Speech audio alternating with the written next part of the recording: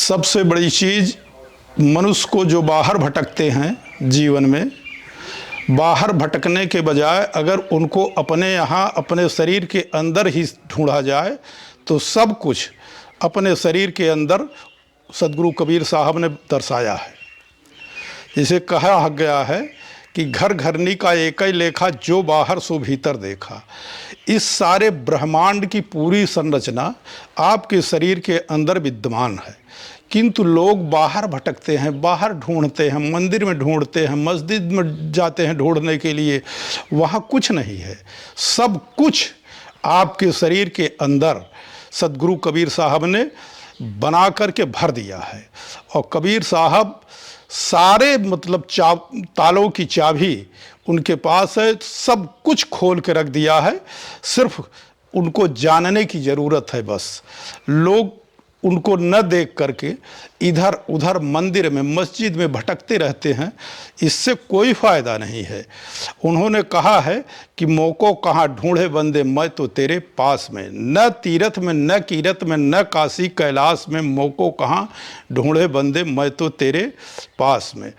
तो इसका कहने का मतलब ये है कि परमात्मा जो पार ब्रह्म परमेश्वर है, जिसकी सारी सृष्टि की खेल उन्होंने बनाया है, सृष्टि की रचना की है, वो आपके शरीर में विद्यमान है। कबीर साहब ने कहा है कि 5 तत्व से गुदरी बीनी, 3 गुणन से ठाढ़ी कीनी, तामे जीव ब्रह्म है माया समर्थ ऐसा खेल बनाया। कबीर साहब ने बताया कि 5 तत्व से इस शरीर का निर्माण हुआ है। 5 तत्व से गुदरी बीनी, 3 गुणन से ठाढ़ी कीनी। रजोगुण, तमोगुण, सतोगुण, ये तीनों गुण हैं। तो 5 तत्व से गुदरी बीनी, 3 गुणन से ठाढ़ी कीनी, तामे जीव ब्रह्म है माया समर्थ ऐसा खेल बनाया। तो परमात्मा सब कुछ आपके शरीर के अंदर भर दिया है। अब रही बात ये कि खोजने वाला होना चाहिए। जब आदमी सही ढंग से उस मार्ग पर चल करके खोजने की कोशिश करता है, कहीं खोजी होए तुरंत मिल जावे, पल भर की तलाश में मोको कहाँ ढूंढे बंदे, मैं तो तेरे पास में। तो खोजने वाला आदमी जब खोजने की चेष्टा करता है तो उसको परमात्मा का साक्षात्कार होता है। किंतु जब वो डरेगा, वो सोचेगा, भरमेगा, इधर उधर अपने दिमाग को घुमाएगा, तो कुछ नहीं होने वाला है। सिर्फ बुद्धि मन को एकाग्र करना है। एकाग्र करके अगर आप साधना करते हो तो सदगुरु कबीर साहब ने कहा है कि सब कुछ मन को बस कंट्रोल करने की ज़रूरत है। मन को अगर बांध लोगे, इंद्रियों को बस में कर लोगे, बस सारी साधना अपने आप पूर्ण हो जाएगी। कहा गया है, कबीर साहब ने कहा है कि मन को मार गगन चढ़ जाए, मान सरोवर पैठ नहाए। मन को मारो, अब जब मन को मार लोगे उस समय अपने आप मानसरोवर में बैठ के स्नान करोगे, बढ़िया आपको सदगुरु परमात्मा कबीर साहब का दर्शन होगा और आपको अमर लोक में वो पहुंचाने वाले हैं सदगुरु कबीर साहब। और बाकी जो जितने भी यहाँ देवी देवता बने हैं, सब ये संसार को भ्रमित करने का काम कर रहे हैं। भ्रम में मत पड़ करके सिर्फ एक साधना। कबीर साहब ने कहा है कि सब साधे एक साधे सब सधे, सब साधे सब जाए। सब की साधना में अगर जुटोगे तो सब कुछ हाथ से निकल जाएगा। और एक की साधना करोगे, मन को बस में करके सिर्फ ईश्वर की प्रार्थना करोगे, भक्ति करोगे, तो अपने आप सब कुछ आपको सदगुरु के माध्यम से मिलेगा। और सदगुरु कबीर साहब ने कई तरह से इस मानवता को दर्शाने के लिए हिंदू और मुसलमान दोनों दीनों को एक तरह से उन्होंने समझाने की कोशिश किया है। हिंदू कहे मुहराम प्यारा, तुरुक कहे रहमाना, आपस में दो लड़ लड़मुए, आत्म मरम न जाना, संतो देखो जग बौराना। सारा संसार जो है भ्रमित हो करके इधर उधर भटक रहा है, सच्ची खोज की में नहीं पड़ रहा है कि सच्ची खोज करो। और परमात्मा कबीर साहब ने बताया है कि सब कुछ आपके शरीर के अंदर विद्यमान है, कहीं आपको भटकने की कोई ज़रूरत नहीं है। सब कुछ आपके पास है। जितना इस पूरे ब्रह्मांड में जितना ये देख रहे हो सब कुछ आपके शरीर के अंदर भरा पड़ा हुआ है। मनुष्य को सिर्फ मानवता, सबसे बड़ी चीज़ ये है कि दया होनी चाहिए, धर्म होना चाहिए, शुभ कामों को करना चाहिए। मानवता का यही लक्षण है। कहीं कबीर कुछ उद्यम कीजिए, आप खाओ औरों को दीजिए। मानवता का मतलब यही है कि अपने मेहनत से कमाओ और खाओ और दूसरे को भी खिलाओ। साहेब उतना दीजिए जामे कुटुंब समाए, मैं ना भूखा रह सकूं साधु न भूखा जाए। कि अपने दरवाजे पर कोई साधु संत महात्मा दीन दुखिया गरीब अगर आ जाए तो उसकी हम सेवा कर सकें। मानवता बस यही एक चीज़ सिखाती है।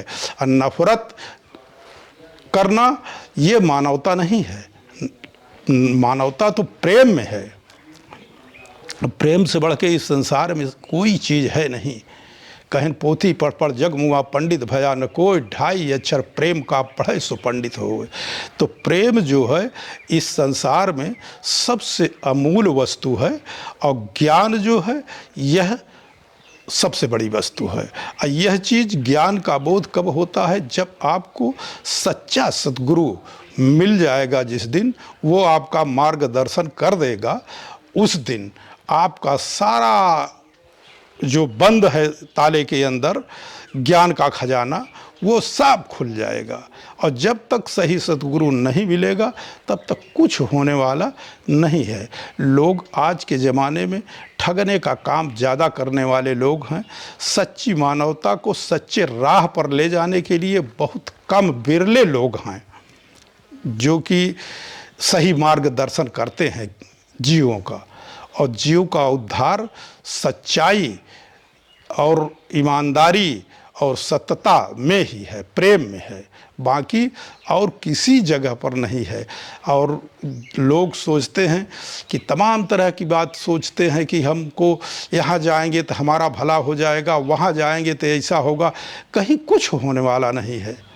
सब कुछ आपके कर्मों पर आधारित है, आपके कर्मों पर निर्धारित है। आप शुभ कर्म करना शुरू कर दीजिए, सब कुछ अपने आप हो जाएगा। कहीं कुछ करने की ज़रूरत नहीं है। सिर्फ आप कर्म करिए, सही सार्थक, निरर्थक कर्म नहीं, जो सार्थक कर्म हो। सार्थक कर्म जन संसार में सब मनुष्यों को आगे की ओर ले जाता है। अनिरर्थक कर्म जो है वो जाकर के बीच में छोड़ देता है। तो सार्थकता और सत्यता की ओर ध्यान देना मानव का सबसे बड़ा धर्म है। और सही मार्ग यही है कि सार्थक रास्तों को अपनाओ, सच्ची बात को अपनाओ, अपने ज्ञान बुद्धि से समझो और समझ करके सही मार्ग चुनो।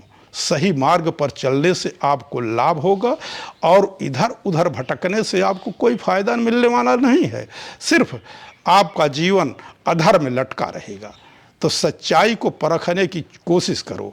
संसार में परमात्मा ने आपके अंदर बुद्धि और विवेक सबसे बड़ी वस्तु दिया है।